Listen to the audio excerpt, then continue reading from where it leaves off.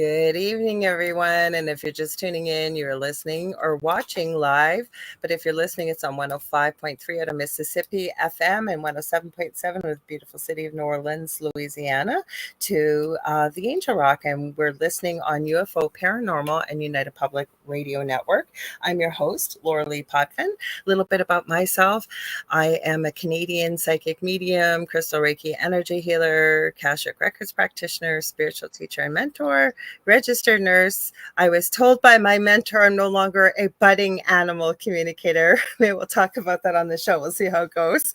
And I'm also well versed in near-death experiences, having had one as a toddler myself and studied them professionally and personally for over 40 years, and also well versed in the paranormal. I always say my family and I never went looking for it. It found us, but it's been around us and my guest our whole lives practically. And I'm going to introduce her in just a sec.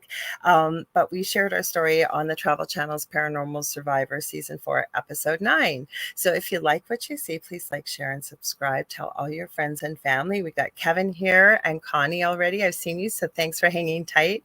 My guest and I don't always we're so busy, we don't get a chance to talk. We could probably talk for hours. So I said, we got to talk on the show, and we got going. So here we are. But there really is something for everybody on this network. We stream multiple shows daily, 7 days a week live. And when we're not streaming live, the archive server kicks in over the past 25 plus years. That's how long this network's been around, and randomly pick shows. And so you can pretty well find something for everyone here. What else? I have a little checkoff list so I don't forget. Now, if you want to participate in the conversation, we've got Mish over from Australia. We got a couple of Canadians so far. But if you want to join in the conversation, I'm going to tell you how to do it, because this network does stream to every country in the world. But 80% of our audience is audio only, so you can't comment. But we'd love to have you join the fun. If you know, this show and my second show I do on Thursdays is my good friend and very gifted medium, David Hansel, and it's called The Thing at the Foot of the Bed, right here on UPRN at 7 p.m. Eastern Standard Time. How you're going to join in the conversation, you can head over to UFO Paranormal and United Public Radio, either on Facebook or YouTube. I am streaming to my own YouTube channel, which is The Angel Rock with Lorilei Potvin. We're streaming to Canada's Most Haunted. I'm trying to think where else we are. I gotta think about that because I changed it up a bit. Also, we are streaming to Instagram under the Angel Rock. Now, I think they're cutting it off live after 1 hour. I'm not sure, so I'll keep checking in over there. But just remember, and I always remind you guys of this, on Instagram, they don't bring your comments over here where everybody else's comments are. So I'll pop back and forth and try and say hello and let you know we see you. Also, if you guys want to watch us on TV, you can. The network has its own TV channel. As my dog shows up and decides to show her Halloween collar, she thinks she's a lap dog. Okay, dog, this is not the time.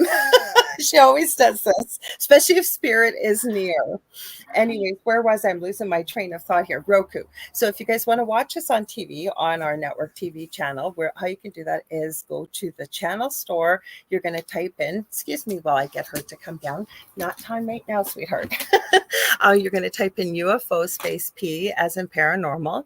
There's a drop down list, and you're going to look for about the third or fourth one down, and you're looking for UFO space paranormal and United Public Radio. Like I say, there really is something for everybody on this network. We have, I believe it's almost 40 live hosts on the network, and we're always looking for new and exciting live shows, new hosts, and it's not all just the spooky, ooky paranormal. Now, finally, my very patient guest is waiting here.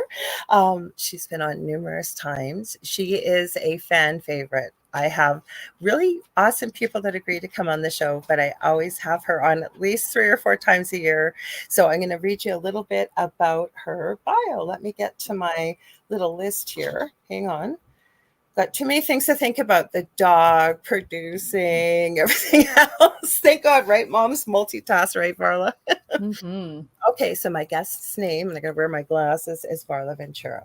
So Varla is the author of Varla Ventura's Paranormal Parlor, and it's Ghost Seances and Tales of True Hauntings.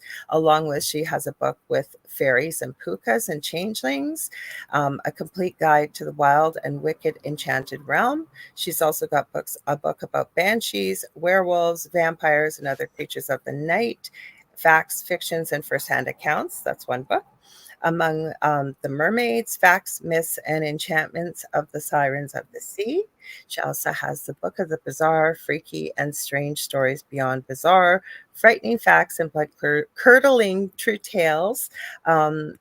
Bizarre, and Varla's latest book, which I threw in here because last time you were on here, you were just getting it. I think you had a deadline right after the show to get it on. Yeah. April 2025, but you can pre-order it. And Yeah. it's Fairy Tales to Your Garden, Enchanted Plants. Varla is a lover of all things bizarre and strange and spends her time lurking around lakes, diving for legends, and sailing the seven seas in search of an elusive story. And we're going to be chatting about all kinds of spooky ooky. Welcome, Varla. Thank you. Thank you so much. Yes, you are quite the writer. Holy cow. And I can't wait for your new book too. You're right. The last time I was on, I feel like my manuscript deadline was like, it was that day. And I think I did your show and then I did one more run through of it and then I sent it in. So you were kind of my welcome break / excuse because I was starting to you spiral a little bit at the last minute there. So that book is, it's called Enchanted Plants, a botanical treasury of folklore and magic. And it is available for pre-order. It's out, I believe the official date is April 7th, 2025. Okay. So sometimes it'll come in a little bit earlier than that, depending on who you order it from. So it should be available globally. You can get it Amazon Bookshop, through the publisher, through all of the major distributors and bookstores, Barnes & Noble, all of those places will have it. And you can pre-order it now, actually. So I did. I went there and I saw it and it came up. I think it came up in Amazon Canada even, because I can order from Amazon.com too. But let's say hi to everybody. Both this show and the other show, I always really audience participative. I always tell guests, I didn't have to tell you because you've been on here before, but many new guests. You know, we've got such a great audience that participates in the chat from all over the world.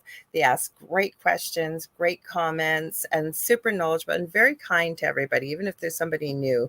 Yes, I love your audience. I know we have such a nice one. I'm so glad. You really do. It's great. It's great. So we've got Zson Dragon, or Kevin is his muggle name, as I call it. We've got Contessa Martins and otherwise Connie. We've got Mish from over in Australia. So I always say she's over in the future because it's already Tuesday morning over there. Yeah. Last time I think she's getting ready for work listening to us. So I'm glad she could pop in. And then Julie Jean Bassett. Julie, were your ears burning? Because as I was doing my intro, I said, you told me yesterday that I'm no longer I always say I'm a budding animal communicator.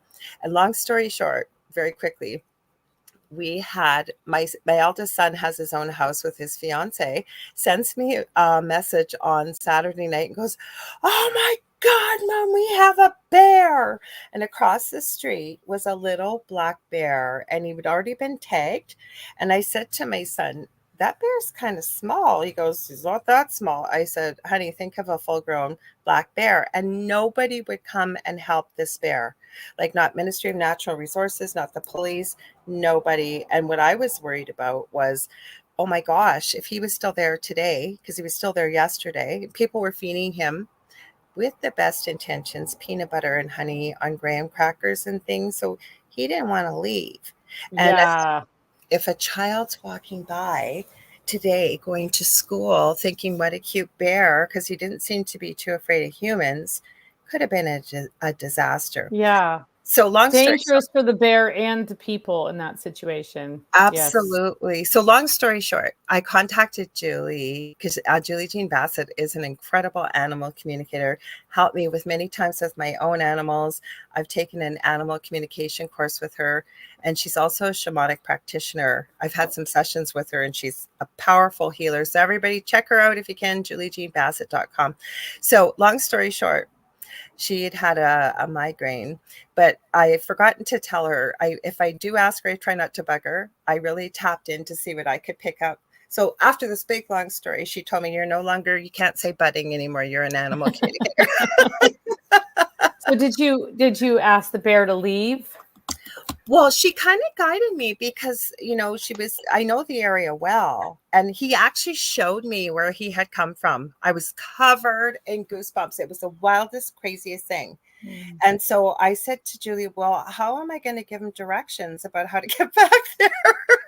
And she said, tap into his higher self. Just as we were working on this, Ministry of Natural Resources came. And I don't know if it was because people were watching, but they were really caring. They tranquilized him. He was up in a tree. They had a gym mat and they were moving it. So when he came down, he had his claws and he slid. And he just missed with his head a bit, but the guy caught his head. So hopefully he's safe and sound. Yeah. But that's yeah. That's wild. Never a dull moment. Well, you understand that because you're just over the border in the US. One of these days we are going to meet in person. I know, we're really only a couple of hours apart. And yeah, we have bears strolling through the neighborhood all the time. Well, we all do. Like, do you get this ever? Because I know what we should say is we're living in the bears neighborhood is really what's happening. We are in their habitat, and we have lots of enticements for them, like garbage, especially if people food, are feeding him. He was in the garbage dining. He was dumpster diving, but people thinking they're being well-meaning, right? Because a lot of people are animal lovers. I know I am. I know you love animals, but giving him peanut butter and honey on graham crackers, I wouldn't want to leave. You got basically room service. Yeah, exactly. Exactly. It's gonna wait for someone to leave a pie out next, Yeah. So Julie says I can tap into his energy. I should do that because I was thinking about him today. I'll do that later tonight because I wanted to see. But I was going to ask you because you're in Minnesota, right? Yeah. I knew it was Minnesota. Yeah. So I was thinking I'm like a direct line south from you. I think I've looked on the map and it's like, gosh, I could just keep driving, get on 61 and just drive. 61 goes right by my house. I'll drive and we'll meet in the middle. Yeah, just we both drive an hour and we'll meet. We would. But what I was going to say, and I'm losing my train of thought here as I keep talking, it'll come back. It was something about this darn bear. Oh, I know. Do you ever get asked this? Because I've had people seriously ask me over the years that do I have a pet polar bear? Do I ride a moose to work? And do I live in an igloo? Probably not for you, right? I'm serious. Okay, equivalent for me is that that like all of my coastal family, because I grew up in California, they just all think I live in Michigan. It's fine. It's fine. It's close enough. But she lives somewhere up north. It starts with an M. It's in the north. It's in the Great Lakes state. Okay, so after a while you don't. It's somewhere around water up north.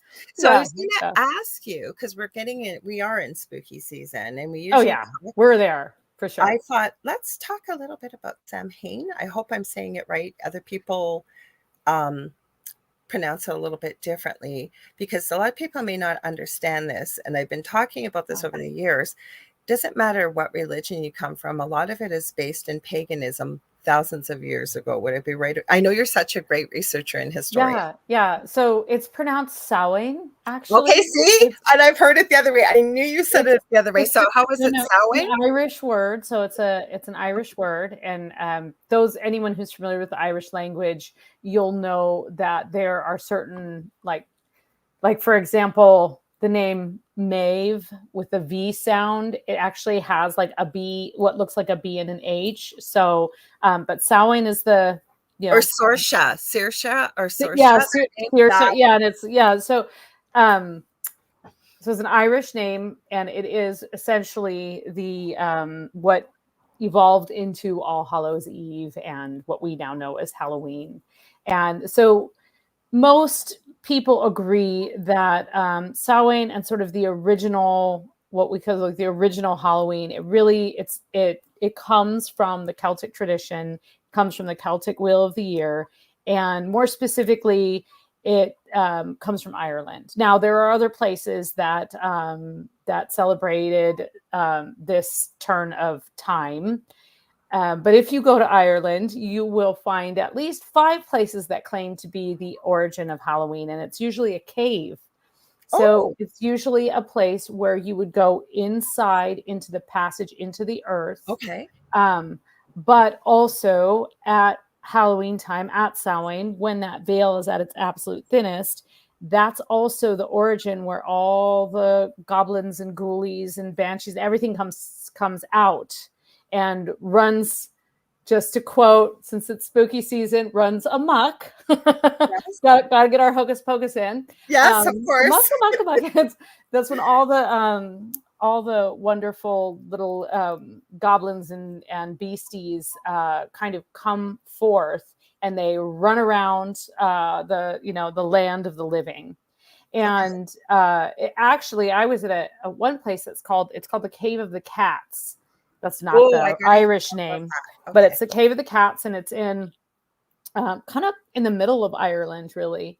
And I was there visiting. Actually, it was great because we were walking up to this Cave of the Cats, and a black cat came out of this barn that was sort of abandoned next to the cave. It was like, yes, this really is the Cave of the Cats, and it's a black cat, and it's just like the perfect little witchy cat, which I immediately kneeled down to, and it immediately jumped in my lap, and we just had some like great times.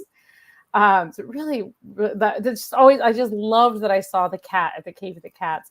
But the man who was kind of giving a tour, that we weren't on the tour, but he had a couple people with him, and he was a sort of the resident archaeologist from this area. Mm-hmm. And he was talking about, I just walked up just in time to hear him say, 2-headed werewolves, and I was like, why didn't I join this tour? I love this man. Oh my god. And so he was just describing all manner of vampiric and wild creatures that would come through. So sort of the idea of what we think of today, and one of the reasons that and some people may know this, but one of the reasons that we dress up is to disguise ourselves so that the wild beasts from the other side don't realize that we're not one of them, and they don't attach themselves to us or torture us or stick around and try and tease us for the next 12 months or worse. Yeah. So that was, and also, of course, it became equated with witchcraft. And so witches would be recruiting or would be cavorting. And so if you disguised yourself, you wouldn't fall under the witch's spell. Now, we all know witches have gotten a bad rap. They have, and they've really had this conversation with somebody recently, because one of their adult kids is looking into witchcraft, and they weren't very happy about it. So it was voice messaging back and forth, and that's kind of exactly what I said. It's gotten a bad rap, and there's a difference between white magic and black magic, and what you put out there is basically what you get back. But go ahead, sorry. Oh, well, the country of Scotland has actually issued like public apologies and retribution for the egregious number of people who were killed in the name of witchcraft just in Scotland alone. Wow. So, actually, there's a really interesting podcast about it that I started listening to. When I was in Scotland, I read a little bit about this, and there's like some statues and monuments, but there's I think it's just called Scottish witchcraft, and it's about sort of the government apologizing and saying, because witchcraft has never been a crime. There's nothing illegal or wrong with being a witch, and it certainly isn't reason enough to hang someone or burn someone, which is what happened. I mean, we're talking about innocent people. And it wasn't even, you could be a witch, but you could also not actually be a witch and be accused of it. And of course, this happened in Salem as well. And it happened it wasn't just in Scotland. But what's cool, Scotland's apologizing for it. I know I was a witch and part of the, losing my life for what I did. I know that beyond a shadow of a doubt. I know that. Yeah. I believe that about you. Absolutely. I do. I mean that as a compliment. I know you do. Yeah. We've had this conversation many times, and I talk about you often, always with much love and great admiration. Like every time you pull a tarot card, or last time you talked about it, you said you do that before you go on a podcast. Yes. You get the Empress for me all the time. Yes. Let's see. Actually, today I got. Did you get a different one? I got Strength. Oh, good. I need that. No, you know what? I did get the Empress. Did you? I got Strength, the Empress, and then 2 of, what was the other one? I think it was a 2 of Cups from one deck, and then the other deck I got the Ace of Swords, which is just like a personal favorite of mine. You said you never had someone with that before, because I remember you talking about that. Yeah, actually, so I pulled 3, and one of them is the Empress, and the other one is the big old. I love that beautiful lion, and that's in the Strength card. That was the Thoth deck, which is the Aleister Crowley's deck. I love that deck. Well, that's perfect. There we go. We have it for you. But yeah, so that if you're interested to learn a little bit more about the Scottish witchcraft thing. I believe the podcast is just called Scottish Witchcraft, and it's just a series of talking about the crimes against witches, really. And the government apologizing. I agree. It's remarkable, So I take notes when I'm talking, because my mind goes a million miles a minute, and when I'm doing this show especially, and I'm speaking with a guest, and I take notes of things I want to write down. And for some reason I've written down stories of Scotland, and we're talking about that. I didn't write it today. I've written it. Yes, because there's a sad news. So that podcast, Stories of Scotland, is a beautiful podcast, and if you've never listened to it, you're in for a treat. There's several seasons of it, but they just made the last episode this summer, and they just decided not to keep going. But there's enough episodes, and they're all wonderful. They kind of take on an aspect of cultural or fairy lore, and they like really explain it and really explore it. And that's actually in the forthcoming book, I have this entire section dedicated to turnips, which you would not think. Oh, I want to get into your second book. Don't you worry. But you had asked some. Oh, okay. So anyway, so that is what we're celebrating. We're celebrating the turn of the year. We're celebrating a time when we are welcoming the darkness, which is coming. It's not full dark yet, right? Because we're going into the darkness. We will hit the solstice, and that's when we are burning the lights to kind of keep us going through the true darkness of winter and give us hope for the other side. But as we enter into that, people talk about the veil being thin, and that is absolutely true. We have these, longer nights. Right. We still have 24 hours in the day. There's just more of them in the dark.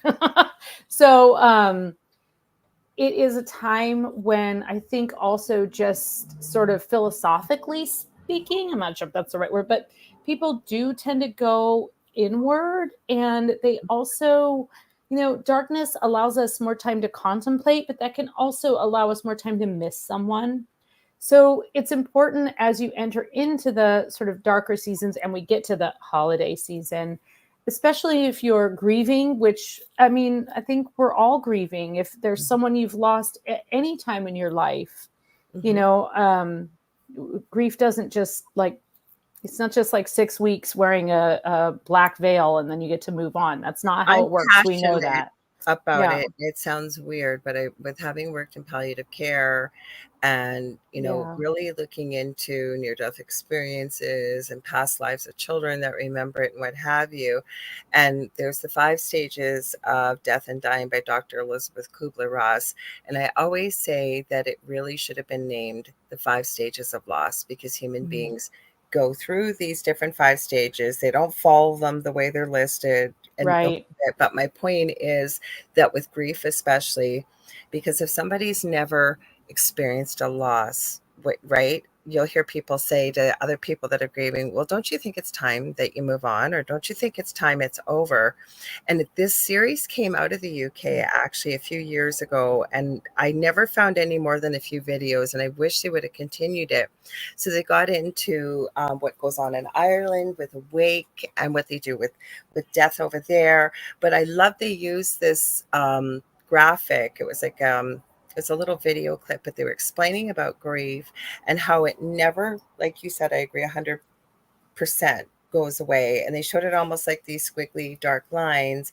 And then eventually with time, it's almost like a different kind of, if you will, normal grows around it. Right. So it never goes away. So I agree. So I didn't mean to jump in Oh there. no, but it's also very interesting because I think there is the idea that, to love is essentially to grieve, right? Like those two things, like joy and grief, and love and grief, I are just posted that inexplicable. Really? with the girl that I found on TikTok. She's Canadian, Diane Doyle Lynch, and she's a real author and witchy kind of woman and what have you. And it was, I actually cried, and I don't cry very easily. And she posted this story about her young daughter. They had lost their beloved cat about 6 months ago. And she started it out with, my daughter went to bed and cried herself to sleep, and this is why. And she got into about when grief hits, it doesn't always hit right away, and Yeah. how cleansing tears are. But the thing that she said that you just said, she said grief and love go hand in hand together. And They it was, do. it's in my stories on Yeah. Facebook. Yeah, they do. They really do. And I think, of course, we're on the same wavelength. Um, They really do. And I think that that is part of the importance of the ritual, not just the rituals surrounding, the actual funeral rites and things like that, which are important for a certain type of closure is the wrong word, but it can kind of make you accept things, I It guess. I think that it can be gives it very a different. finality, Yeah. and you honor that person with a funeral ceremony, whatever that might look like. You're honoring that person, right? Yes, yes, and that, and then, but we can we can do that again, right? So we can do that at like this time of year as we're going into Samhain. We really, that is a wonderful way to kind of focus the energy and to honor the dead and to actually like work with ancestors in that way. I think that that's probably what is so incredibly difficult for people who don't have any kind of closure. People who, missing and murdered Indigenous women, for example. There's no answers. There's no form of closure in any way for that, and so that creates a sort of a different level of grief and trauma, really.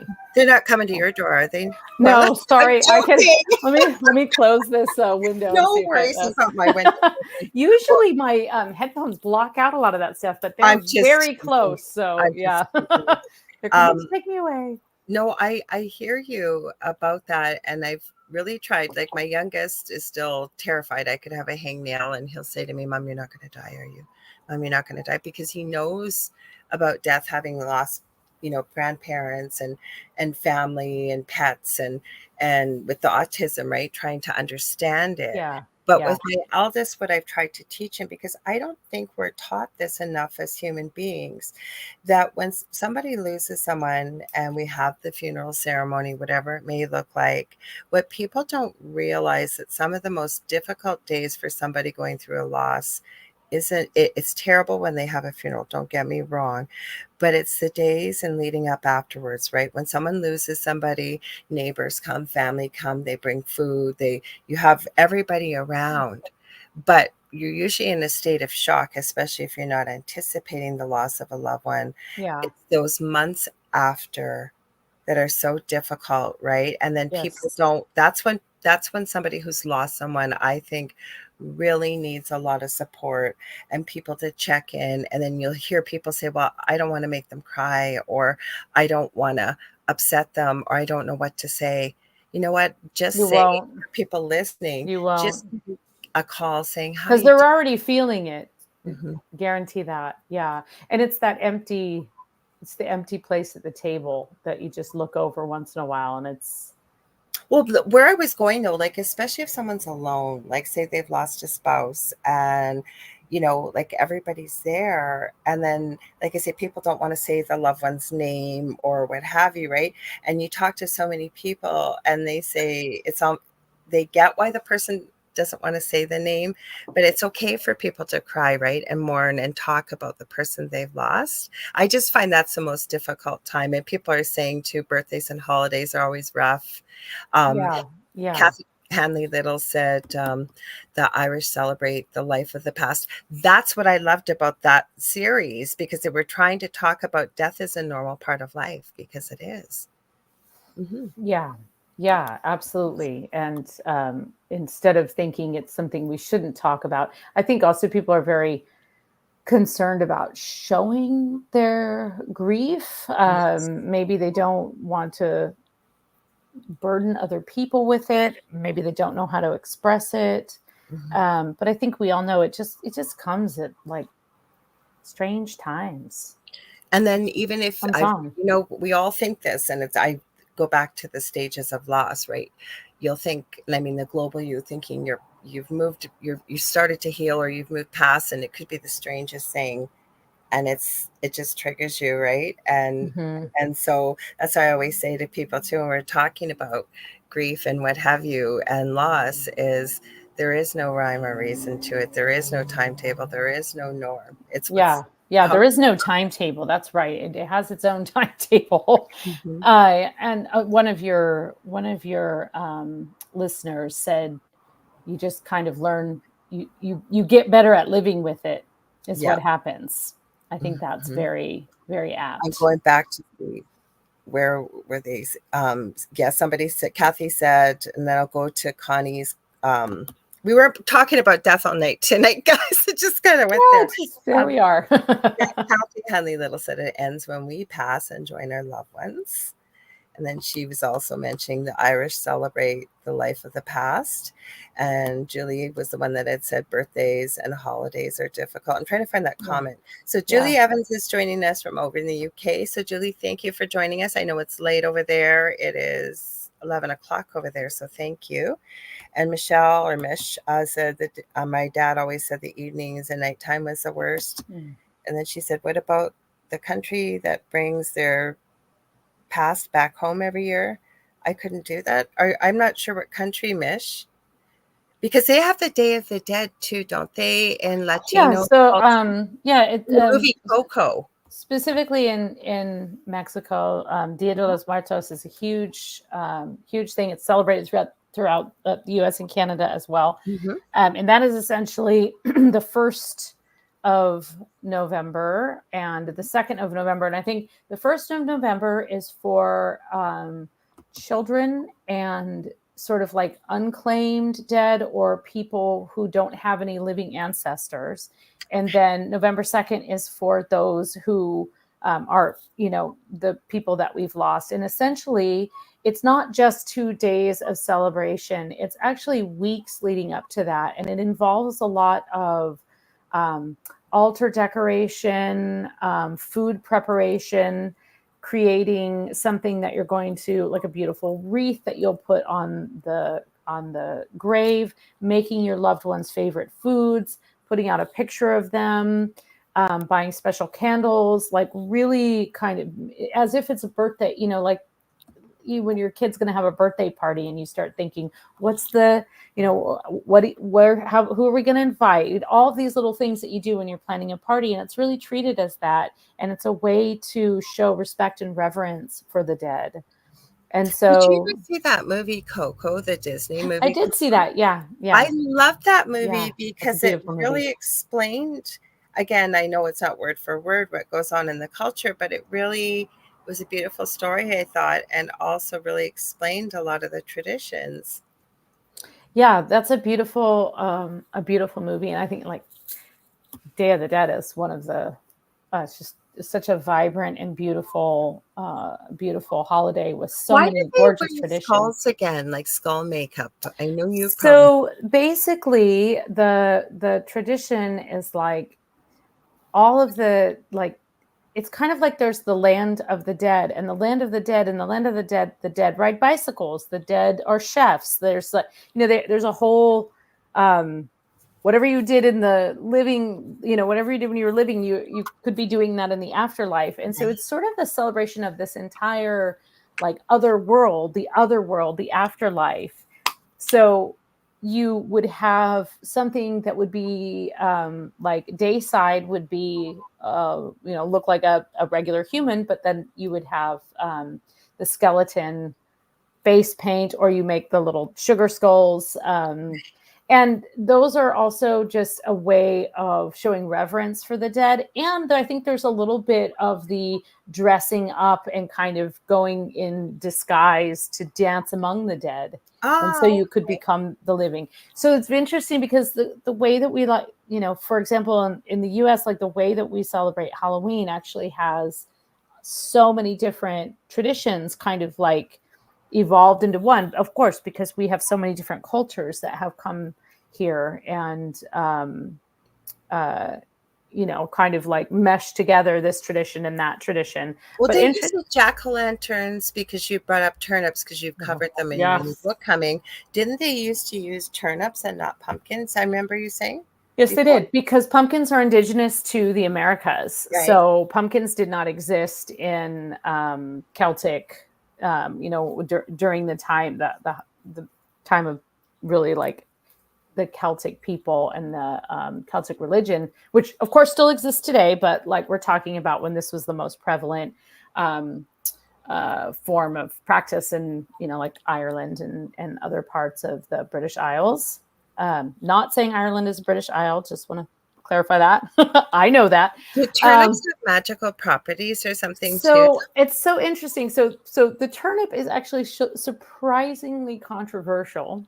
Ooh. And that going back to, you mentioned that Stories of Scotland, and one of the funniest episodes the episode I love the most is one, and it's right around Burns Night, which is this night to celebrate Robert Burns, and they make all these traditional foods. I always wondered what Robbie Burns Night was, so please tell us. Yeah, it's basically a celebration of the poet. He's like one of the greatest poets in Scottish history, and really in the history of the world.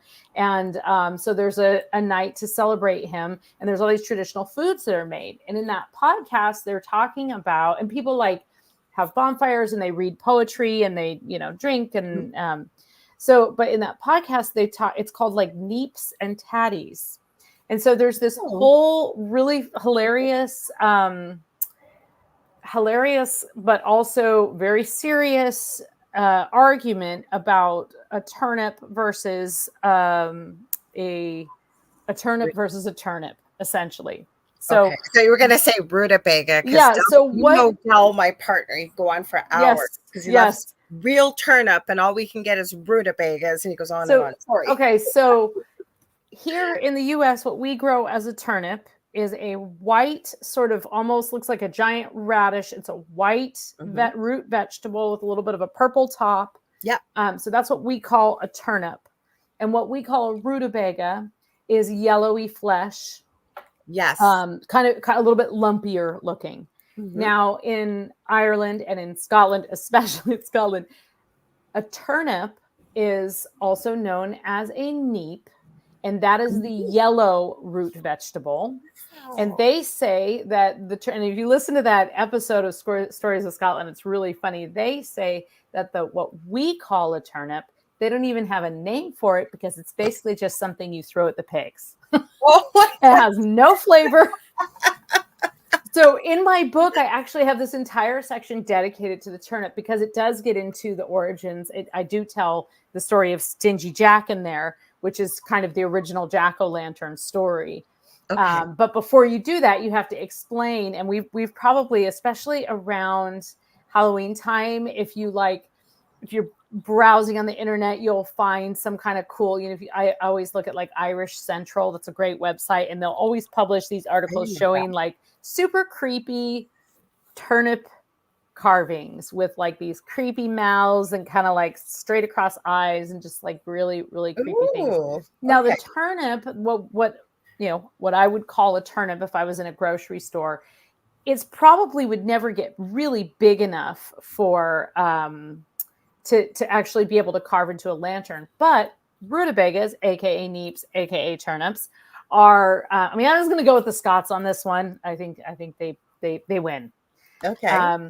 So that those get pretty big, and also if you carved them out, they would have a yellow glow. So it kind of makes sense that they would have that be served better as a sort of what we call a jack-o'-lantern, right? So a jack-o'-lantern, now we know those as pumpkins, but it wasn't until pumpkins were introduced back into Ireland and into Europe / people were coming here and learning to farm pumpkins that pumpkins sort of started taking that role.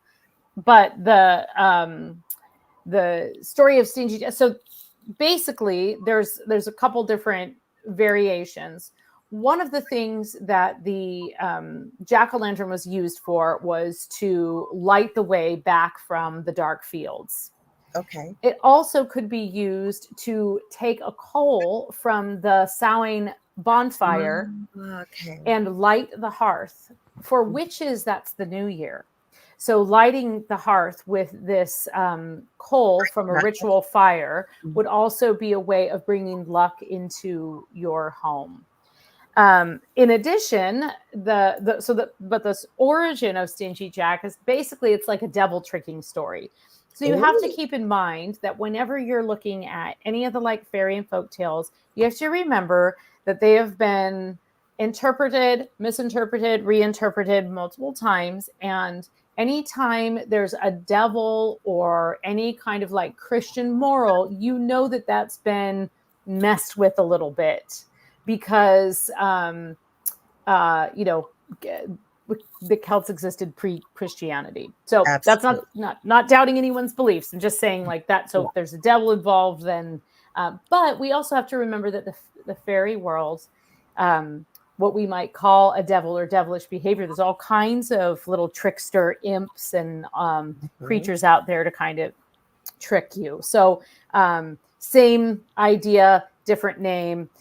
Christians took it to an extreme of the devil, right? But anyway, so you had the story is that basically there's a guy who is trying to escape the devil, and he keeps outsmarting the devil. And so the first time he gets the devil to like come back for him in like 30 days, and then the devil comes back and he says, well, come back for me, at another time. Yeah. And the devil agrees. And then there's a bunch of different variations of the story, but the one that I kind of wrote up in the book is then he comes up and he tells the devil comes back for the guy and he's like, yep, you can, it's time. You can take my soul. But I was going to have this like really like the finest apples in all the land are growing in this tree. And so I was going to have those, and I just thought, would you, you wouldn't want those. So the devil, of course, is like, of course I want a juicy apple. Scurries up the tree to get it. And the guy paints a cross on the tree. Now the devil is trapped in the tree. Oh, okay. And basically, like from there, you either have the devil is trapped in that tree indefinitely. You have the guy named Stingy Jack finally lets him down, but says, you can't, you have to come back. You can come back for me when I die. There's all these kind of different variations, but essentially, he's doomed to. So, the devil eventually outsmarts him. Well, there's two versions. One, the devil outsmarts the guy, and the other, the guy outsmarts the devil. So it depends on what variation you like. Who's telling the story? Yeah. But the stingy Jack, when the devil outsmarts him, is basically, so what happens is he doesn't, when the time comes for him to die, St. Peter turns him down, and she can't, so he's trapped. So then he goes down to the devil, but he had made the devil promise that he wouldn't take him. So now the guy's in purgatory, and he's basically wandering the world, and that is his glowing eyes that you see is like this stingy Jack guy. So that's one variation, but like all the stories, there's a few different ways of telling that story. Others say that you like that to ward him off, so that he doesn't think that, basically to say, no, pass on by. This is not your house. So then there you've got someone that's the Jack lost a bet and the devil tricked Jack and took his head. There's all kinds of like different variations on it, but they all involve someone named Jack. And the devil. So they're all pretty fabulous. And so I have several of those in my story or in my book, including not necessarily in the Jack pumpkin section, but in the turnip section is where the stingy Jack story comes in. Well, let's do if people tuning in first, because I'm supposed to do it at the hour and I always get so engrossed in conversation I forget. But first I'm going to give Howie O'Dell a shout out. So everybody, he's a big supporter of our network. He also has the Orion Effect. David and my co-host from Thursday and I have been on it with Rhonda, his co-host. Amazing show, but he also is co-owner in the Rift Nation network. And so check out his network. He's got great programming. Like I said, he always supports all of our hosts and shows, and he's an awesome guy. I really like him. I've been friends with him for years. So he goes, yes, you have to riddle Jack away. But people are talking in here. Oh, I forgot. See, I'm still talking and my brain's thinking of other things to ask you. You guys, if you're just tuning in, you're listening to I almost said the thing at the foot of the bed. I love that. It's such a great title for a show. I love it. For it. Dave had a book that he loved as a little kid, and when we were trying to come up with a name, and as soon as he said it, I said, "That's it." Oh, I love that. That's where it came from, because I feel like I could see that book in my mind when you said that. Yes, The thing at the foot of the bed. Yeah, it's a really cool little book. So you guys are listening to the Angel Rock on UFO Paranormal and United Public Radio Network, and you can hear us on 105.3 FM out of Mississippi and 107.7 FM out of New Orleans. But we do broadcast to every country in the world. So any app that has talk radio or podcasts, you can hear us, whether on the replays or what. So thank you. And we have Varla Ventura on. She is a fan favorite.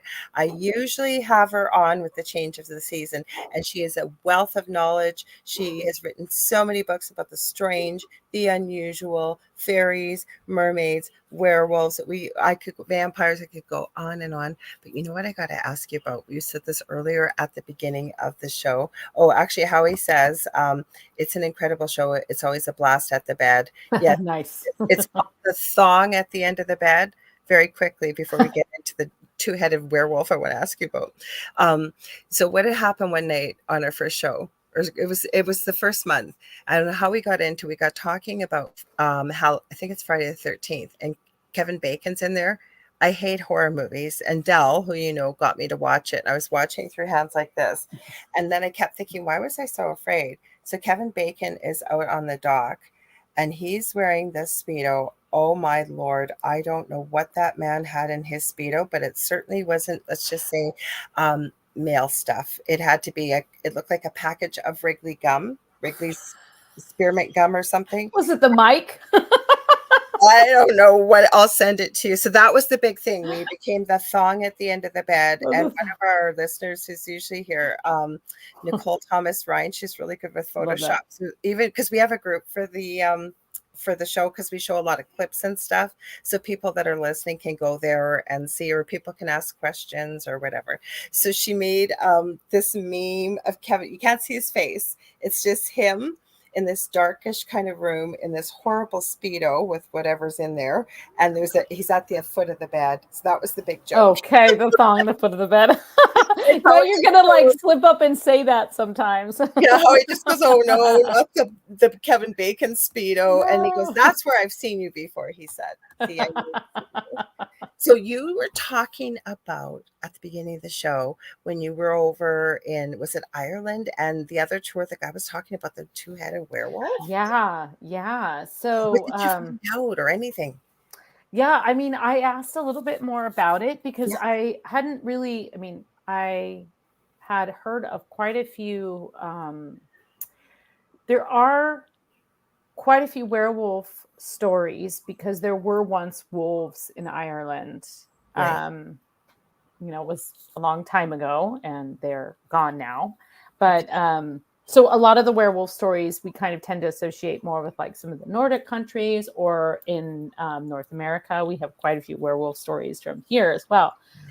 But the two-headed werewolf, that was kind of a new one to me. So I asked about that, and his answer was just like delightfully Irish. It was just like, oh, and that's not even the worst of them, and then there's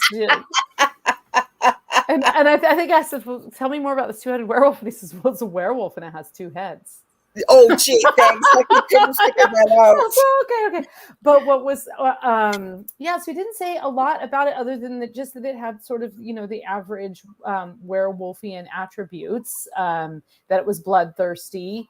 And so I guess the point being that it was among the things to fear on that night, to kind of, keep your wits about you.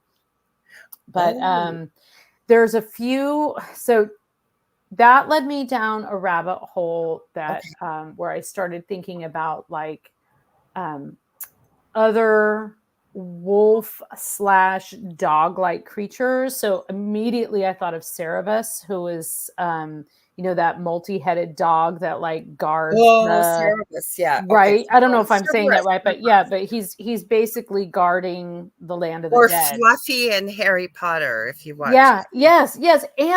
And then that led me down this other awesome rabbit hole where I learned that let's see, I believe it's aconite, which is one of the most poisonous plants on Earth. Aconite, it's also known as monkshood, or it goes by a few other names. It's a beautiful purple flower. Aconite before. Yeah, it's a beautiful flower. So supposedly the Greeks believed that aconite came out of Cerebus's slobber.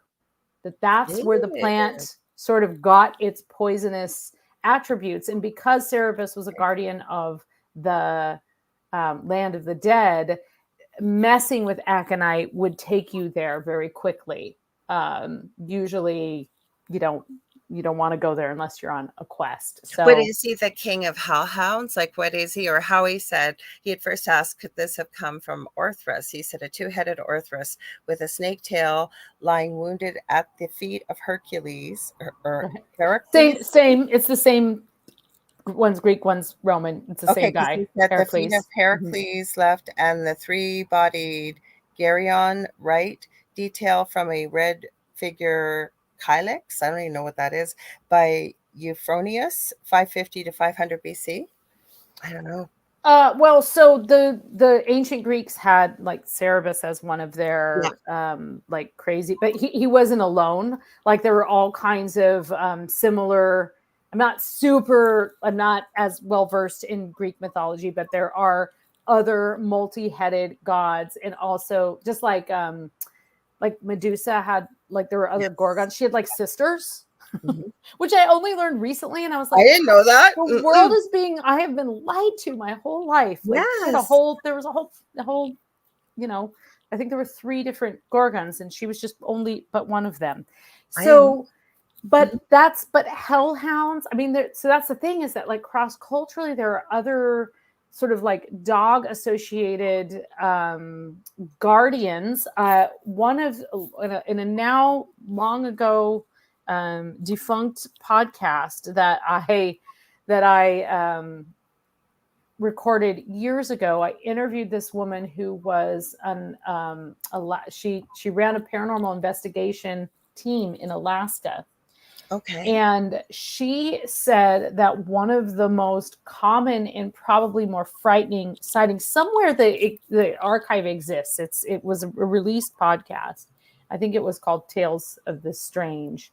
And it's a great interview because this woman talked about these big black dogs that were frequently seen at the mouths of caves and at the mouths of mines. I was going to ask you about that because I have seen video clips and tales of people, these massive dogs with red eyes and can run like a car's going 90 miles an hour for miles chasing it. Never mind, Dell and I both have experiences in our previous home very quickly. Mine is with this ginormous glowing silver wolf. And I was out talking to a friend, you know how women talk, right? I was coloring my hair, not this color, another color. And she goes, what color was it? And I go, I don't know. It's right in the garbage. I'll run out and grab it. She was in California, so she's 3 hours behind. So it had to be about 2 a.m. So I go out and the garbage was right beside the steps, the cans. And she's going, Lorilei, get back in the house. Get back in the house. And I'm going, oh my gosh, you're not going to, can you see this? And this thing was massive. And she keeps yelling at me to get back in the house. I am mesmerized. And it had to be the size of a bus, like a small bus. So it's walking along about 15 feet across the street from me, turns its head and looks at me and has these glowing aqua eyes. And as it's walking, I'm getting goosebumps. It goes to there was like a cross street and it walked past. As soon as it got to the telephone pole, it disappeared. And she's practically screaming at me to get inside. And she can't see this thing on the phone. And we're talking on video. And so I say, fine, I'll go back in. I get inside and I go, what was wrong? She goes, you couldn't hear all that growling and snarling? And I said, no. Oh, interesting. Weird part. My eldest son was in his room.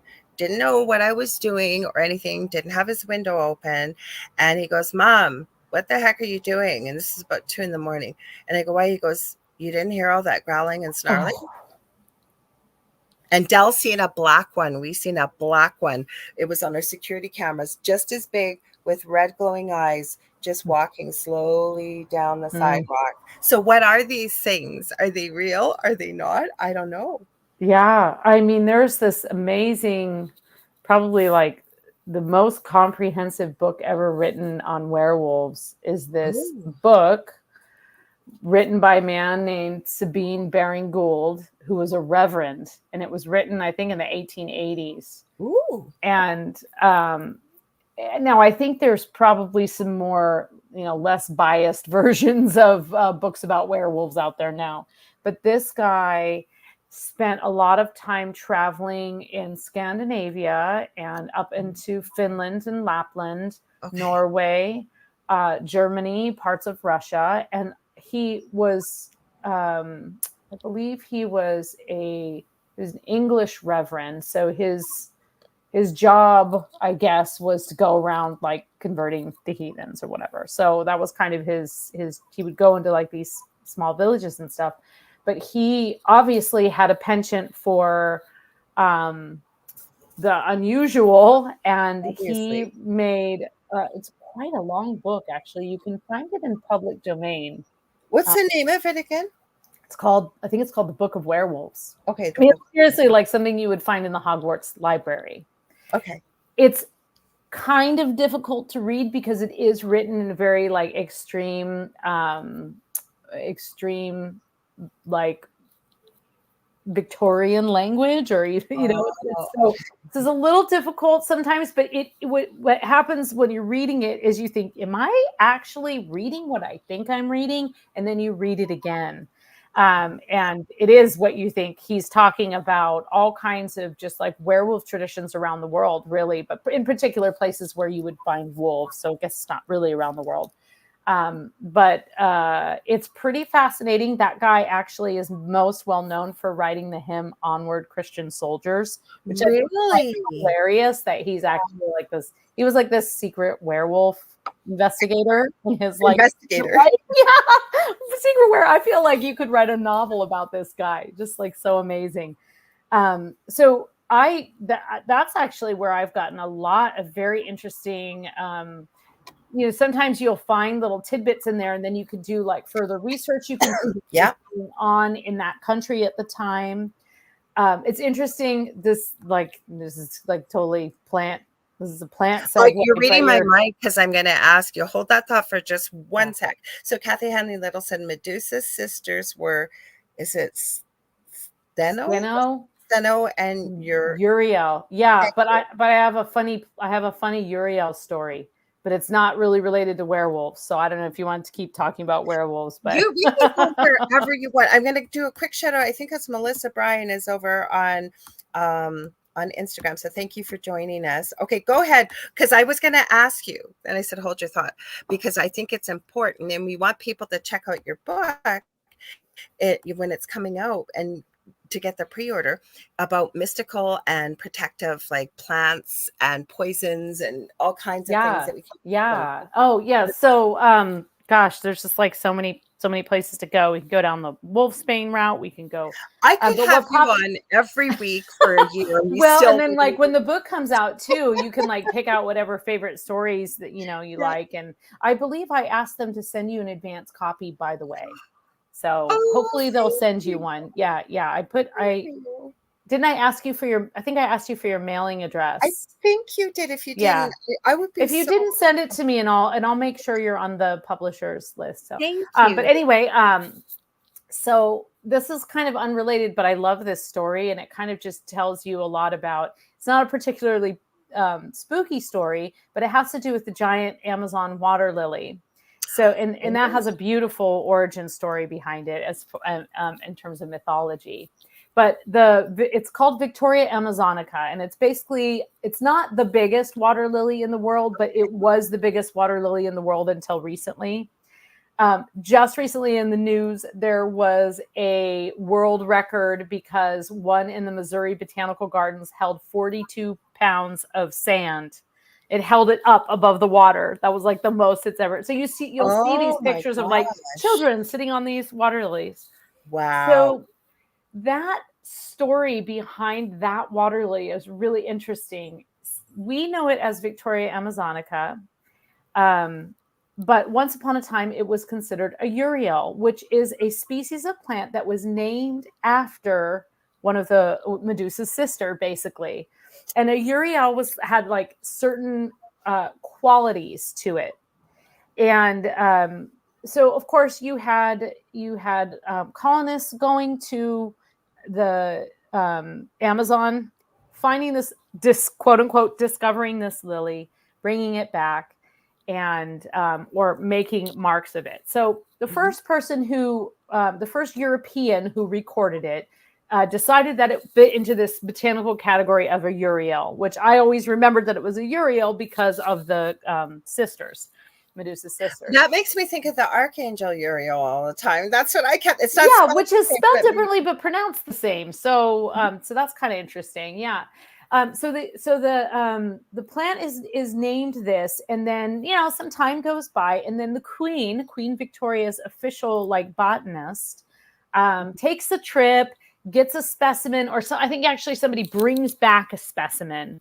Okay. And the Queen's, botanist keeps it in this in the Kew Gardens and recreates the environment, and it blooms like this single massive gorgeous bloom. And so he declares that it is the plant is a new species, and it's called Victoria Regina. That's what we're going to call it, meaning like the Queen Victoria. Yeah.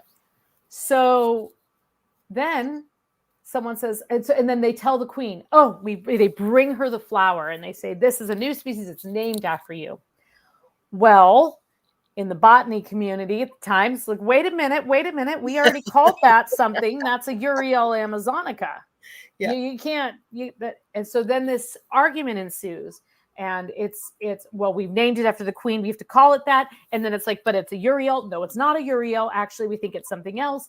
So in the end, this goes on for a couple of years, and they compromise, and they decide that they're going to call it Victoria Amazonica.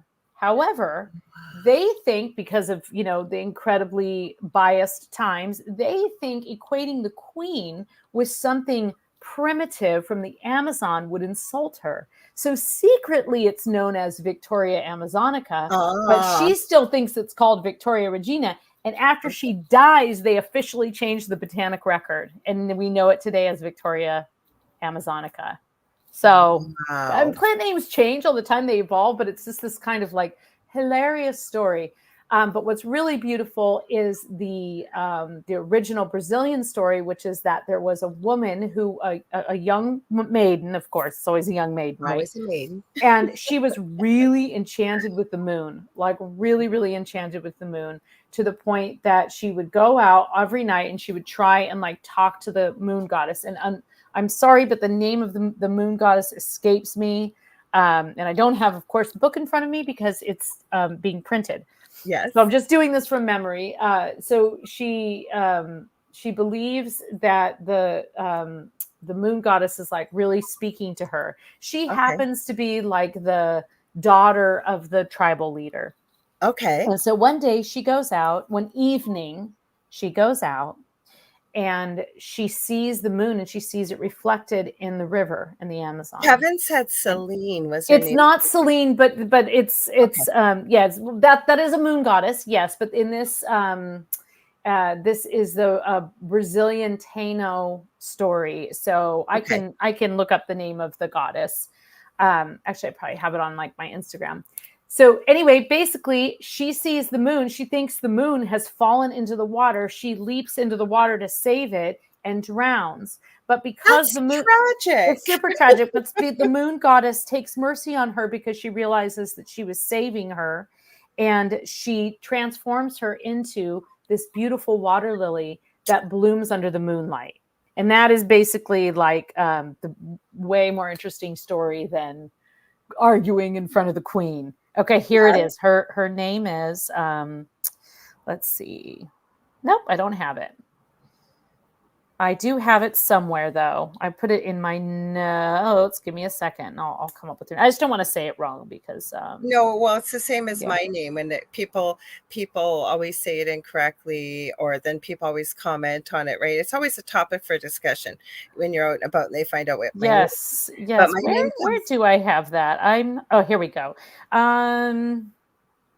Okay, I'll just read you. This is I wrote this. I was just filling this space while you were looking. So okay, awesome, good job, thank you.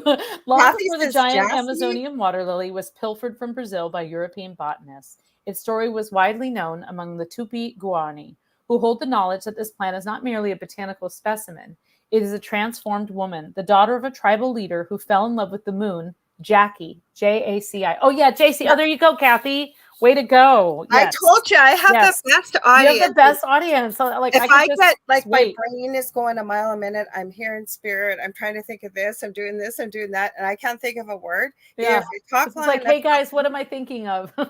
No, or they'll fill it in. They always do. So thanks everybody. Yes, beautiful. And so basically, yes, she leapt into the river when she saw the moon goddess's reflection to save the moon from drowning. Alas, the woman drowned, but the moon goddess, touched by the woman's devotion and loyalty, turned her into the beautiful plant with an enormous moon yellow flower. And that's the story. Yeah. So that's beautiful. Powerful. Yeah. I love that story. You know, I often wonder, it's kind of like the game of telephone, right? And, you know, we hear a story today and I always say there had to be some truth or relevance to it or it wouldn't still exist. So it's probably changed from its, more than likely 100%, it's changed from its original form. But the other thing I'm thinking, and I knew you were writing this book about magical plants, and I thought it was incredible because I've not seen too many books like this, and I know what a researcher you are. But I come from a medical background, obviously. Oh, yes. And but the reason I say that is because I don't think I'm a doctor. I don't think I know better. And I'm not giving medical advice for anybody listening, but in our house, I always look for something natural to use because in my thoughts, human beings have existed for how many millennia, and they all weren't able to run out to the store and buy, say, acetaminophen or Tylenol. There's always roots in it. Never mind, I know that there's a lot of plants that have been used in ceremony and stuff. So I would love to hear more. I know you don't want to give everything away. Oh, well, I was just going to tell you, in the book, I do actually offer you the magic and the medicine of every plant. I love And it. I would say 100% of the time, the medicine supports the folk wisdom. The medical community has done all the research to prove that what the natives were saying all along was right, you know. But and don't you, this is another belief I have, and I would love to hear your thoughts on this, is I believe depending where a person lives, so it doesn't matter where you live, but it's almost like whatever your belief system is, could be God, could be Buddha, could be the universe, whatever. It's almost like they natively provide the plants that you know you're going to need, that say, because we know we see certain geographical areas may get certain types of illness or what have you. It's almost like botanically everything we need is provided for us. You just have to know and look. And there's a belief amongst herbalists also, especially when you're talking about native plants, that an antidote is always growing within a couple of feet of the poison, and the poison may also be growing within a couple of feet of the antidote. But you know, and actually interestingly, like the early Greeks used, we were talking about aconite, which by coming from the, you know, bubbling spittle of Cerebus, it's also known as wolfsbane. And the Greeks knew that certain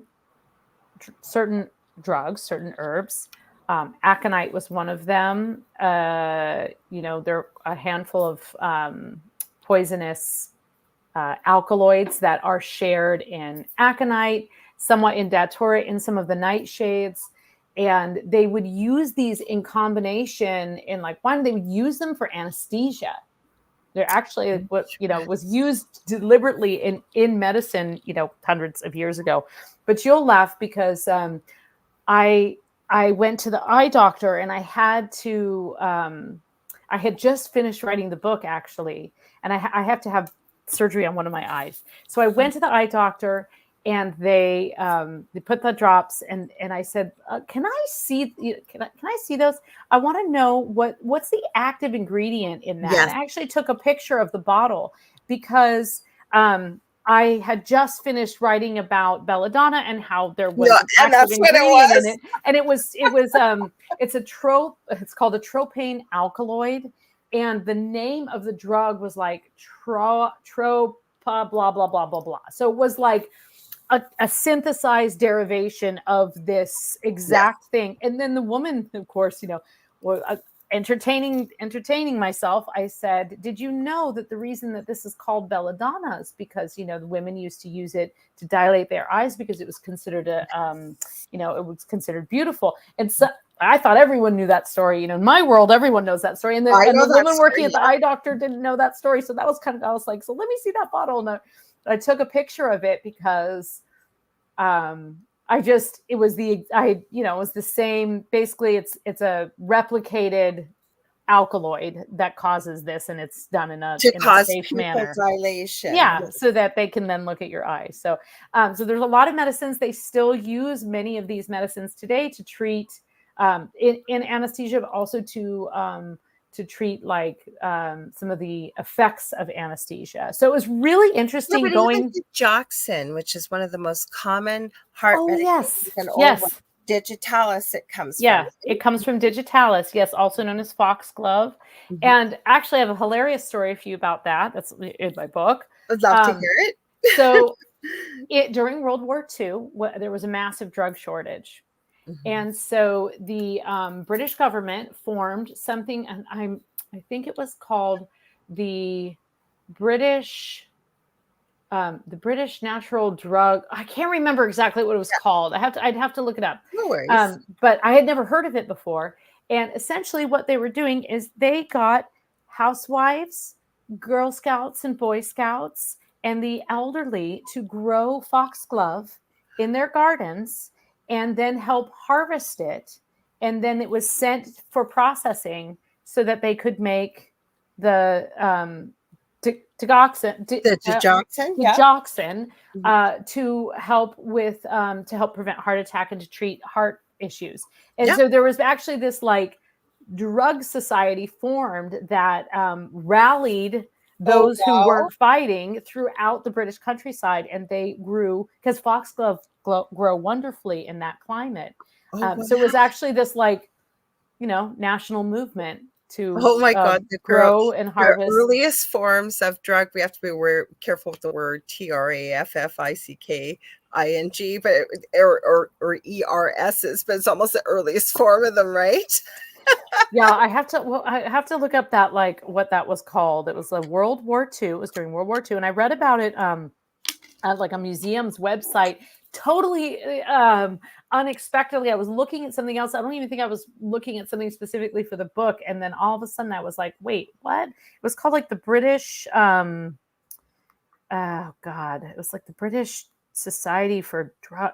I can't remember what it was called.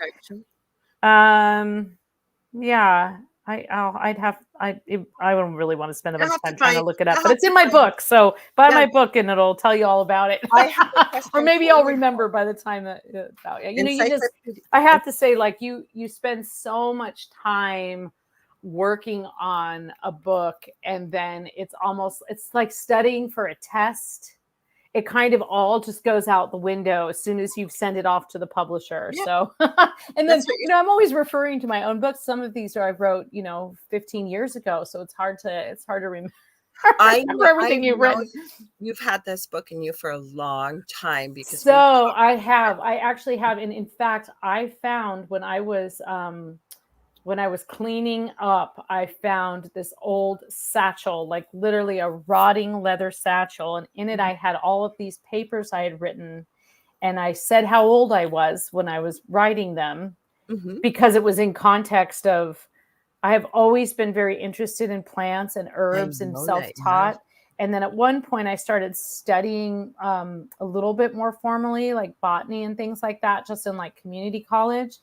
And that's where I kind of got into ethnobotany and sort of like sort of an approach. So for people, because I don't know what it is, what is ethnobotany? Ethnobotany is essentially it's a one of the branches of archaeology and anthropology. Ooh. And like, you may have heard of ethnomusicology. That's the study of original cultural music.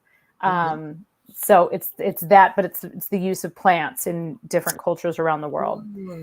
So I didn't know this. I hadn't heard of it. I was like, oh, there's actually a formal thing for this, and I didn't end up pursuing it to like the point of a degree, but I found a paper that I wrote about it, and I wrote it 20 years ago. And in the paper, I'm talking about multiple plants that actually are in the book. And so I kind of like, I really have had this percolating in me or growing in me for a long time. Yeah. The first times I met you, and I was on my previous network and it was quite a while ago. And I remember we were talking about this, and I remember, I think I asked you, are you going to write a book about this? And you said maybe one day, because there was so much knowledge. And like you said, you just didn't cover the physical part of the botany. You've also looked at the magic behind it. Yes, and I love the magic. I love the medicine. I love like the stories. And then so this book also, it does go through different plants, and it talks about the magic and the medicine, but it's not exclusively like just a book about plant lore. It's actually an exploration of fairy tales through the lens of the plant kingdom.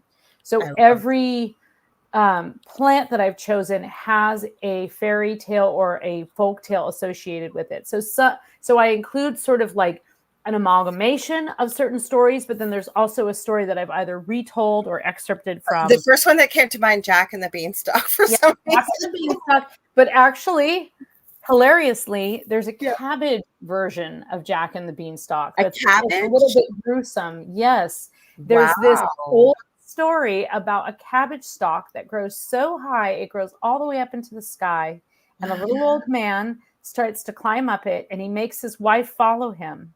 Or no, he makes his wife go first. Of course. And she goes up and she falls, and she dies, and then they put her into like this bag of, put her body into a bag, and he carries it up keeps going up this cabbage stalk, and he eventually like drops it, and the fox comes along and eats her body. It's really gruesome. Wow. But it's this stalk of cabbages that grows really, really high up into the. It's just totally bizarre. There's a surprising number of fairy tales about cabbages. I actually ended up having to put an entire section. And then the book is organized by it's alphabetical within each section, but it's organized by not where a plant is native to necessarily, but where you might find it in a fairy tale. So we start out in the Queen's Garden, and then we go to like the Cook's Garden, the Cottage Garden, and then we end up in the Witch's, the Poison Garden, and then we end up in the meadow, and then we end up in the forest, and then finally we're at the edge of the swamp or the sea. Take your choice. So you can't wait to kind of go on this journey where you're going through all the different tales, but you're also there's sort of I tried to make sense how it made sense to me. Like, where would I plant these? Where do these appear in the folkloric record garden? Right. The sort of so that's how it's kind of organized, and then each one has magic and myths and medicine and really beautiful illustrations. It's full color, hardcover with gilding, and hopefully it has a ribbon. I haven't heard if it has a ribbon, but I love books that have a ribbon for a bookmark. So it's really the woman who did the illustrations, absolutely incredible job. It's fully illustrated. I thought they were just going to put my other books have illustrations, but they're what we call spot illustrations. Right. So you have like a beautiful kind of, black and white mermaid or something on the corner. Mm-hmm. This has full color illustrations of each of the plants and the different gardens. The cover is beautiful. Like I told you, I was going to see if I can find it on here to show people, because the cover is and it's funny. You can kind of see like around, like if you're watching online, you can see how she's made the where it says the angel rock. See that color green? Look at my wall. I painted my wall the exact color of my book before I knew what color the book. I know. I was like, I guess this is like we're really into dark green right now. We're just but it's beautiful. Well, you know what I wanted to ask you about, because I talk about this often, is we have a place. We had, like I said, some words we might have to be careful on YouTube, but Hollywood. And people don't realize that Hollywood, and you're from California, never mind the name, not digging into conspiracy so much, but the myth and the legends behind Hollywood. Like, didn't they use Hollywood for witches' wands back in the day as well? Or am I wrong about that? So there's a plant that grew in Southern California that there's holly is sacred. Yes. So, but holly is native to the British Isles, Ireland, and some parts of Europe. Right. There is a kind of holly that grows in North America, but it's a little bit different. They both have some medicinal and magical properties. Mm-hmm. I actually thought that the plant that was called Hollywood was actually technically not an official holly, but I don't really know. I don't really know that much about it. But I do know that they're, especially in like the Chumash, are the indigenous people in the coastal Southern California area. And they are very knowledgeable about plants, and they have a sacred datura ritual that it ties in with their origin story and has to do with like a trip into the underworld and all of this like amazing stuff. So it wouldn't surprise me if there were some origins of the name in coming from that, but I don't actually know. I've looked into the legend and lore behind why Hollywood was called Hollywood, and like I say, you got to kind of it's getting away from what we're talking about, kind of gets, I hate the word conspiracy theory. I prefer truth seeking, but you start looking at the magical properties of Hollywood, like the actual Hollywood. And then, where I get a lot of my legend and lore from, but there's actually a lot of truth in it. I used to love the series Supernatural. And I know that there's a particular plant that if it's around, and they always associated it with witches and nothing else would grow around it. I don't remember what the name of it is though. Yew. What's it called?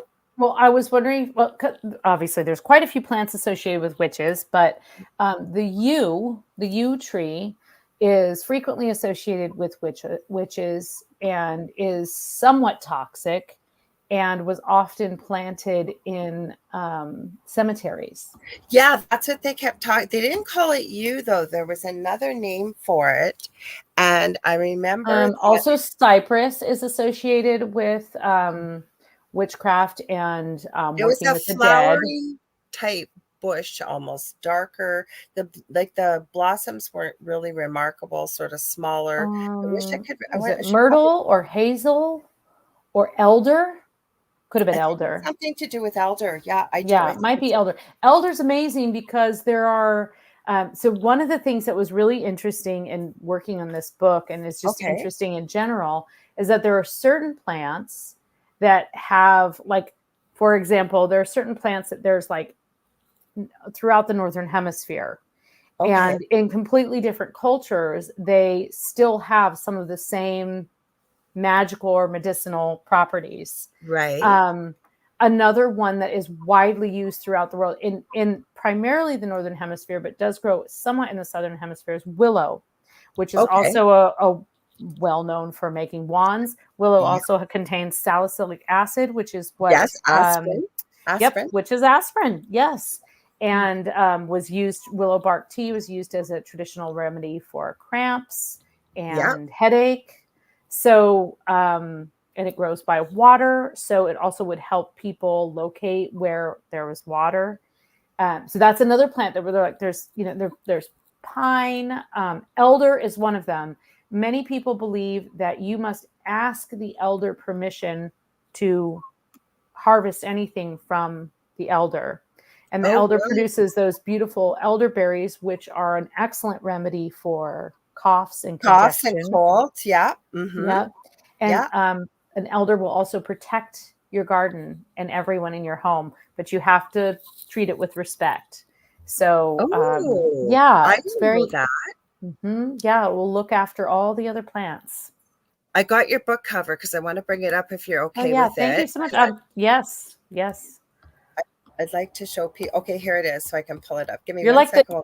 You're the premier. Like no one's done this yet. Oh, no one else. I'm super excited about this.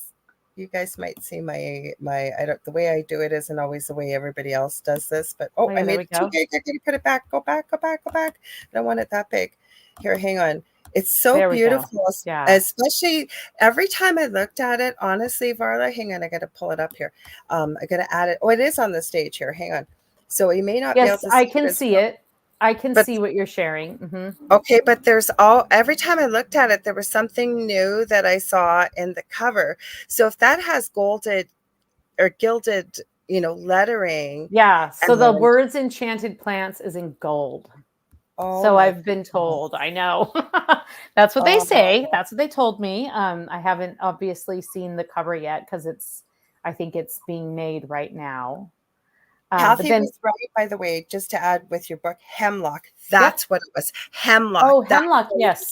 Okay. And not to be confused with, so hemlock is a sacred tree, but I include the poison hemlock, which is also a very powerful medicine.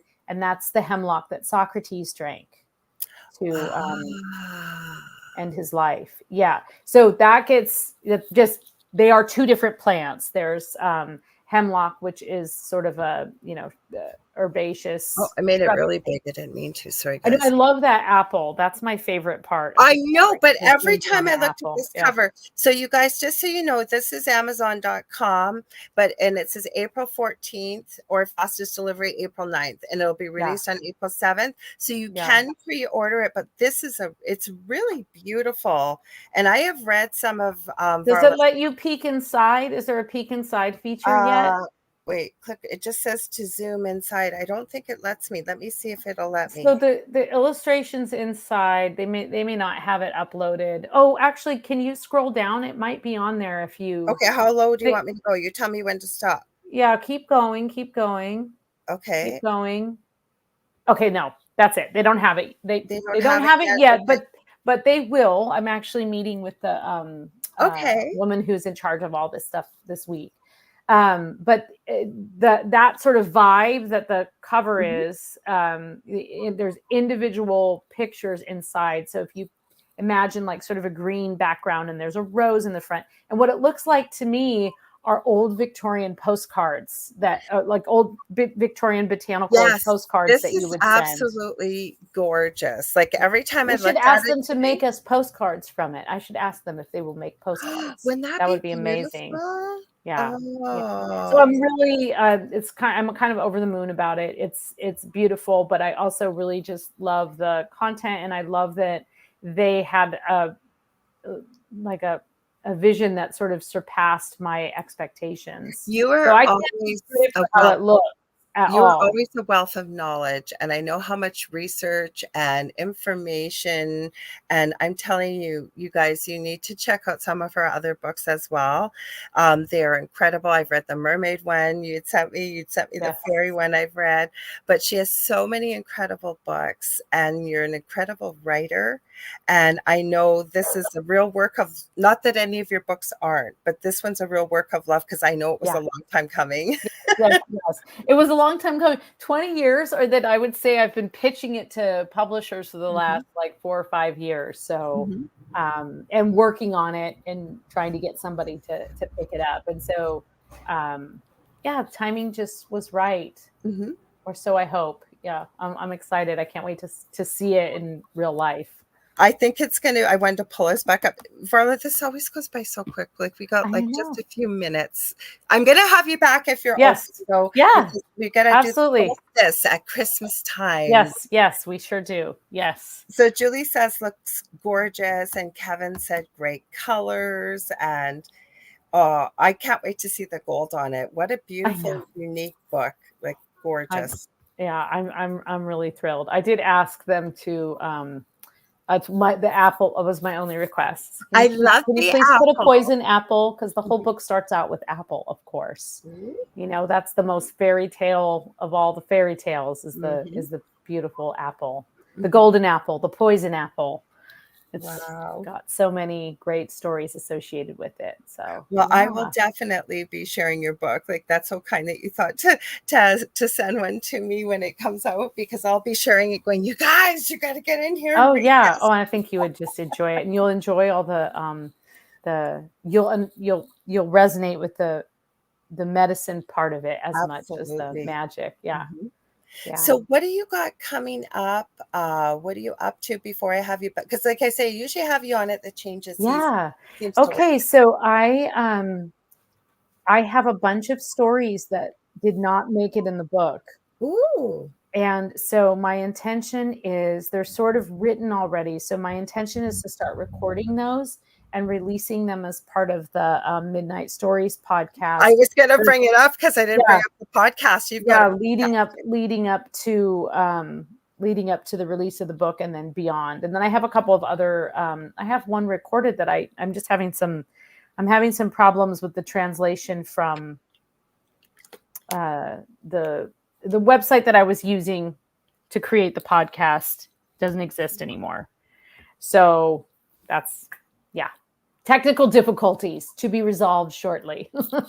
But yes, I'm going to work on that. And then where did they find it though? Your Midnight Stories with Varla Ventura. It's everywhere but Apple, because I have not cracked the Apple code, but I do intend on having it on Apple. I just I don't know why it's not on Apple. I didn't get a good reason. So I did something wrong is the best reason. But anyway, yes. So Midnight Stories with Varla Ventura, you know, like Spotify, iHeartRadio, all of those places. For now, that's where it is. I intend to get it on Apple Podcasts, and there will be a series of episodes coming up that kind of tie in with. They're basically all the like cutting room floor, or some that were perhaps a little too gruesome to include in the book. So, ooh, okay. That sounds intriguing. And then you've got your website, varlaventura.net, right? Yep. I've got that. And I've got a few, I'm trying to think if I have any conferences or anything coming up. I'm just applying for a bunch of interesting ones coming into 2025. And people always like you when you have something new coming out. So I'm just working on that. Yeah. You know how it is. So cool. Yeah. Oh, I love it. I love it. So you guys, and such great comments. We were saying, love Varla, great show. Thank you. Thank love you. and light. Thank you so much. I really appreciate Everybody's saying this, great show and guests. You are an Angel Rock favorite. I know you are. That's why I always, when I post it, you are. And people ask me where to find you. They'll have lots of questions. And so you guys will try and have her. I am starting to book into almost December. So I'll send you the link. Yes, please. Yes. And thank you so much. Busy too. So yeah. Probably best to get something on the calendar while we can. Yes, absolutely. Yeah. And I want to thank everybody that tuned in tonight. Thank you so much. If you think this is something, and I'm sure it will be to lots of people, feel free to share it with a lot of people that will get a lot of information out about this and find out about Varla's books and her podcast and everything else. So if you guys ever want to get a hold of me, you can get a hold of me on facebook.com/Angel Rock, whether that's to book a psychic reading. I do mediumship. I also do energy healing with crystal Reiki and a whole bunch of other different stuff. I do teaching and mentoring. Right now, that's the fastest way. I've been repeating myself, so it means I'm going to have to hold myself to this. I am working on my first course to start teaching. And I was going to make it one big thing. It's not, it looks like I was going to try and launch it at the end of October, and it's not going to happen. So hopefully in the new year, maybe January, maybe February, but definitely I'll have a domain name by then. And so I love that for you. I love that. Finally, yes. Yeah. Everybody keeps asking me. So I have a couple of regular clients. When are you putting your course out? So I have the outline and everything. Just need to find a place where to host it and have it all in one place. That's what I'm working on right now. So I have 2 groups on Facebook: Paranormal University for all things paranormal, Angel Rocker Tribe for more things spiritual. Don't forget, Dave and I will be back Thursday with the thing at the foot of the bed, 7 p.m. Eastern Standard Time. And also, we have a group for the show, The Thing at the Foot of the Bed with Lorilei Potvin and David Hansel on Facebook. It's a private group. So if you've got questions or you've got show ideas, maybe you've got some EVPs or pictures, anything like that, you can share that in the group. Remember, when we get to 200, and we're getting there, actually, that group's not that old, David and I are going to start going live in there from time to time. So we'd love to have you join us. Anyways, I want to thank you so much, Varla. It's been so awesome to have you back on. Oh, thank you. Thank you so much. I appreciate all your support, and I always love being on your show. So thank you, and thanks to everyone for listening. Well, we love you too. Hang tight there. We're going to say goodnight. Love you all, and we'll see you Thursday for sure. I always forget to check who my guest is for the following week. I'm going to tell you guys. Someone cool. Second before I hop out of here, because it takes me 2 seconds to take a look. Let me see. I'll have to check that, because I just had her on. She may be back on again, because it was Sonia Roy. I know I've had her on a lot, you guys, but she wrote a book on narcissists and narcissism. And we barely cracked the surface with her 12 steps to healing and thriving and flourishing after meeting a narcissist. I think she's got something else coming out with spiritual too. I'll have to connect with her. Anyways, we'll see you on Thursday either way, and I'll be back with Angel Rock next week. Okay, guys, love y'all. Stay safe and have fun. Stay spooky. Spooky season.